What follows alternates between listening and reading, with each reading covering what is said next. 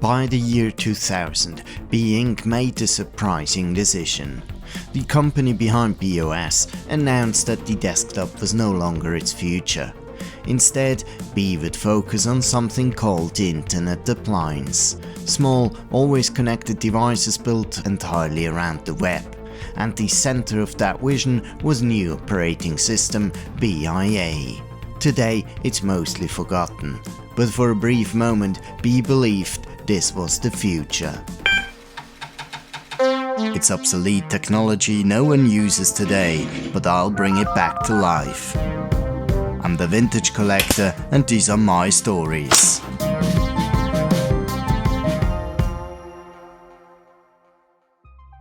By the end of the 1990s, it had become clear that BeOS, despite its technical strength, wasn't going to win on the desktop. Little to no interest by OEMs left Be with little path forward in the traditional PC market. At the same time, a new device category was forming, the so-called Internet Appliance. These were built specifically for email and web access and had only limited local storage and processing power. They were clearly meant to behave more like consumer electronics, turning on instantly and requiring no setup. Companies across the industry were exploring it. Oracle Corporation pushed the network computer. Sun Microsystems had the Java Station, and Microsoft developed MSN companion devices. BeIA, a heavily customized and trimmed down version of BeOS, was Be's entry into that same space. And unlike BeOS, it actually started to attract partners. Compaq signed a licensing deal to use BeIA, then still called Stinger, in its internet appliances. Compaq's IA1 featured an AMD K62 at 266 MHz with 32 MB of RAM and 60 MB of flash storage. Other companies like FIC and Qubit announced their own BeIA-based devices, including the Genesis 2000 terminal and a wireless web tablet with a 10.4-inch touchscreen. And then there was Sony. In 2001, Sony released the eVilla, one of the only widely available BeIA systems. It used a 266 MHz NSE geode processor, 64 MB of RAM and a portrait 15-inch display. As you're going to see in a moment, BeIA's interface was entirely web-driven, with support for then-current technologies like Macromedia Flash and Real Media. But Be didn't just ship BeIA as a ready-to-run operating system. OEMs were given SDKs that allowed them to build their own customized version of the system, tailored to their specific devices, services and user interfaces. But with Be long gone, information on BeIA has largely disappeared, and even Be's own website provides only incomplete information. Luckily, there are some BeIA SDKs and development libraries on archive.org. Now, don't take me wrong here, I'm grateful someone preserved all this. There's some annotations along with it, even this one, which will become handy later on when trying to build BeIA. However, it's also super chaotic, with some things even duplicated, and it took me really a hard time to piece it together. You'll find some Be documentation in the archive, however, this one covers the user interface part only, but not how to compile a custom system image. With that in mind, I began with the BeIA DevKit installer archive, which contains an installer package called beia.pkg. I started with this one simply because it was smaller than the other DevKit in the archive, so assumed it to be an earlier version. This package installed through BeOS's software wallet, which identifies it as Beta 3, dated May 12, 2000. Alongside some device drivers and documentation files, again only related to UI customization, the DevKit installs an application called Wagner. Now, Wagner is where things get interesting. BeOS originally shipped with its own browser, NetPositive. But for BeIA, Be chose to not extend their in-house browser, which would have required significant work to support more modern web standards like CSS and JavaScript. Instead, they licensed Opera 4.0 from the Norwegian company Opera Software. Running Wagner on BeOS also reveals something else. Unlike on BeIA devices, it can run in a windowed mode, and visually it still looks very much like a work in progress. But there was much to explore in this version, so I moved on to the second DevKit, version 2.5. This one was significantly larger and included additional components including actual BeIA builds and a flash kit. Software Valley identifies this version as dating to September 2000. Also, the included Wagner interface looks a lot more polished and appealing when compared to the earlier Beta 3. As mentioned already, the lack of documentation makes this far from straightforward.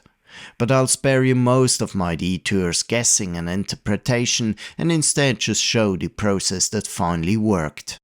Fear not, I'm about to package all of what you'll see in a moment, including the instructions and the test VM, and drop it onto archive.org. In practice, it starts with installing the BeIA SDK 2.5 as we just did. From there, you need to create the build directory structure and register it in your bash profile.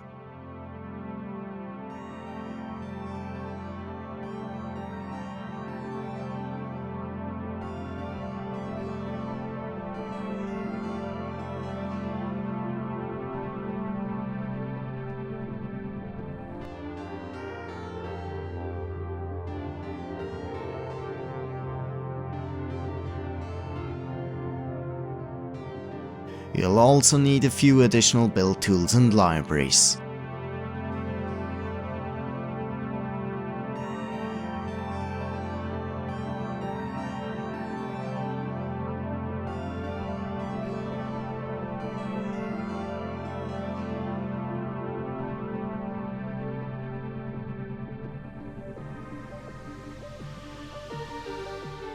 And with that in place, you're almost ready to run the BuildIA script to generate your own release. Still, I had the impression some parts of the SDK appear to be missing. I had expected there was some tooling or documentation on how to actually define a custom BeIA build, for example selecting which components to include or exclude. Instead, the SDK provides 2 pre-built releases in your home directory. For this demo, I simply took the desktop release and copied it into my build directory. Working from the pre-built releases likely means you could still modify them manually. But for now, I'm going to keep things simple and just focus on building a working Flash image from there. From what I had learned, building a BeIA Flash image involves a step called crushing.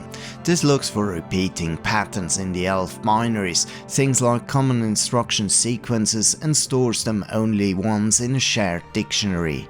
That dictionary is then loaded by the system at boot, and then compressed binaries reference it to run normally. Once a binary is crushed, it's no longer a standard ELF file but a compressed ELF, often referred to as CELF. As a result, it will only run on a BeIA system that has the matching dictionary loaded. The overall benefit is size. Crushing reduces the overall system footprint significantly compared to a standard BeOS installation. Typical images were 16 MB. However, on my VM, the script kept stalling, at least until I increased the RAM from 32 to 256 MB. That finally did the trick, and I ended up with a working Flash image. You'll notice I used the size environment variable to generate a 64 MB image. That was mainly precautionary, since the original desktop build was around 64 MB and I didn't know how much space the crushing process would actually save. In practice, I could have gone much smaller. 16 MB would easily have been enough. Now, since I'm running this inside 86 box, I can't directly attach a compact flash card. But since compact flash is essentially IDE, I just attached a second virtual hard disk instead. I used a 70 MB disk here, again larger than necessary but sufficient for testing. The generated flash image already contains a full MBR partition table, so it can be written directly to a raw disk.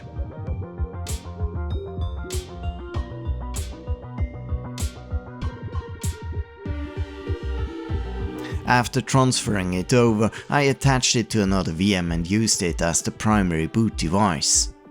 And here we are, my own, admittedly not very customized, but fully self-built BeIA system.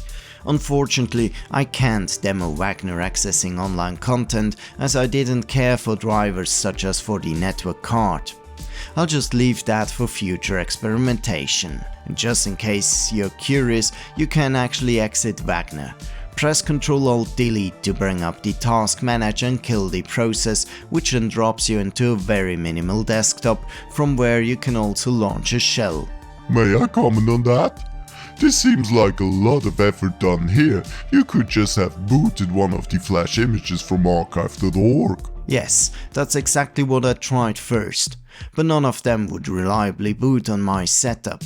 Some stalled at the bootloader, others, especially those with a recovery partition, failed during that phase.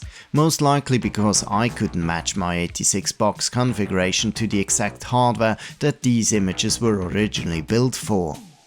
Only a few, like the Qubit, the Compaq IA1 and Genesis 2000 images, gave hints about their target platforms, but not enough to fully reproduce the systems to make them boot. I also tried writing those images directly to a virtual disk from within BeOS, just like I did with my own build, but that didn't make a difference. In the end, BeIA arrived at exactly the wrong time. Devices like the Sony Villa made it to market, but only briefly. Within months, they were discontinued as the dot-com bubble had burst. Internet appliances were typically tied to online services or subscription models, which made them heavily dependent on the internet economy. At the same time, personal computers kept getting cheaper, more capable and easier to use. And for most people, a full system turned out to be far more appealing than a limited, single-purpose device. For BeIA, that left very little room to recover, the market they had bet on simply vanished. BeIA had been their second chance, but without a market, it couldn't carry the company forward. In 2001, Be sold their assets to Palm, bringing this story to a close. And yet, looking back, the idea itself wasn't entirely wrong.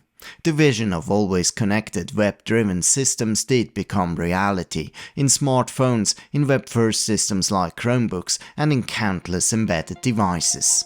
Just not in the form Be and others had imagined in the early 2000s. What about you? Did you ever combine internet appliances running on BeIA or other internet appliances at the time? Share your stories in the comments below. I'm the Vintage Collector and this was my story for today. Thanks for watching and see you again next Sunday.